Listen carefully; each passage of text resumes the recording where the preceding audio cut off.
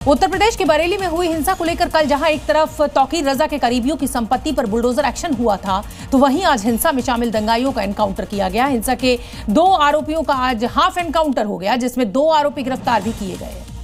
जिसने भी कानून को हाथ में लेने का प्रयास किया, जो भी राह चलते हुए राहगीर पर हमला करेगा, जो भी पर्व और त्योहारों में उपद्रव करेगा, उसको हम पहले से इस बारे में कह देंगे कि उसको बिना मांगे जहन्नुम में जाने का टिकट हम काट करके दिला देंगे। यूपी में अगर दंगा किया, उपद्रव मचाया, तो योगी और उनकी फोर्स क्या हाल करेगी, इन तस्वीरों को देखकर समझ जाइए, जो बता रही हैं कि यूपी में उपद्रवियों का आखिर क्या हश्र होता है। जो दंगाई कुछ दिन पहले बरेली में उपद्रव मचा रहे थे, माहौल बिगाड़ रहे थे, उनको योगी फोर्स ने ठीक से चलने लायक भी नहीं छोड़ा। बरेली के दंगाइयों का पक्का हिसाब करते हुए एक एक कर लगातार एक्शन लिए जा रहे हैं और इसके मुताबिक अब तक 3 दंगाइयों का पुलिस एनकाउंटर कर ऑपरेशन लंगड़ा को अंजाम दे चुकी है। बरेली के दंगाइयों का हाफ एनकाउंटर। सबसे पहले पुलिस पर फायरिंग के आरोपी ताजिम के पैर में गोली मारकर हाफ एनकाउंटर किया गया। फिर शाहजहांपुर के रहने वाले इदरीस और इकबाल का भी पुलिस ने हाफ एनकाउंटर किया। इदरीस पर फायरिंग और पथराव में शामिल होने का आरोप है, तो वहीं इकबाल ने भी इदरीस का साथ दिया था। गिरफ्तार अभियुक्त इदरीस पुत्र सद्दीक के ऊपर 20 मुकदमे दर्ज हैं, जिसमें चोरी, डकैती, गैंगस्टर आर्म्स एक्ट अंतर्गत मुकदमे दर्ज हैं। इसी प्रकार से जो इकबाल अपराधी पकड़ा गया है, इसके विरुद्ध भी चोरी, डकैती और गैंगस्टर के 17 मुकदमे लगभग दर्ज हैं।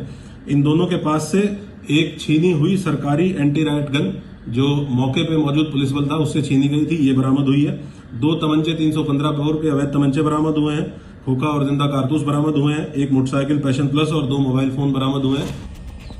ताजिम के बाद जिन इदरीस और इकबाल का एनकाउंटर किया गया, वो दंगे में शामिल होने के लिए शाहजहांपुर से आए थे और यहाँ आकर उन्होंने हिंसा को और भड़काया। इदरीस पर 20 और इरशाद पर पहले से ही 17 मुकदमे दर्ज हैं। इन दोनों के पास से एसपीसीजी के गनर से लूटी हुई एंटी टीयर गन भी बरामद हुई है, जिसे बेचने के लिए वो मीरगंज जा रहे थे। पुलिस को मुखबिर की सूचना मिली, जिसके बाद सीबीगंज के पास इनसे मुठभेड़ हुई और उन्हें गिरफ्तार किया गया। इन दोनों से पूछताछ में प्रकाश में आया है कि ये दोनों उस दिन घटना के दिन शामिल थे और नदीम खान का नाम का व्यक्ति जो जेल जा चुका है इसमें पूर्व में, उसके द्वारा इन दोनों से संपर्क करके इनको यहाँ मौजूद कराया गया था। ये दोनों आपराधिक पृष्ठभूमि के व्यक्ति हैं और इससे जो आशंका हम लोगों ने पहले भी आयोजकों से जताई थी और हमारे द्वारा विवेचना में भी ये चीज पाई गई कि इसमें बाहरी तत्व भी शामिल हुए थे, आपराधिक तत्व भी शामिल हुए थे, जिनका ये पूरा प्रयास था कि वो जो कार्यक्रम था वहां पे पहुंच के और उसको शांति व्यवस्था, कानून व्यवस्था को डिस्टर्ब करते। एनकाउंटर के बाद दोनों का हाल ये हुआ कि उन्हें आगे जाने के लिए कंधों का सहारा लेना पड़ा। सीएम योगी पहले ही कह चुके हैं कि उपद्रवियों की डेंटिंग पेंटिंग हर हाल में की जाएगी। जब भी कोई हिंदू पर्व और त्योहार आता है, उनको गर्मी आने लगती है और उनकी गर्मी को शांत करने के लिए हमें डेंटिंग पेंटिंग का सहारा लेना पड़ता है। जहां एक तरफ बरेली के दंगाइयों का हिसाब चल रहा है, तो दूसरी तरफ दंगा भड़काने वाले तौकीर रजा का भाई पुलिस पर आरोप लगा रहा है। पुलिस जानबूझकर इसे नजर फेर रही है, नजरअंदाज कर रही है।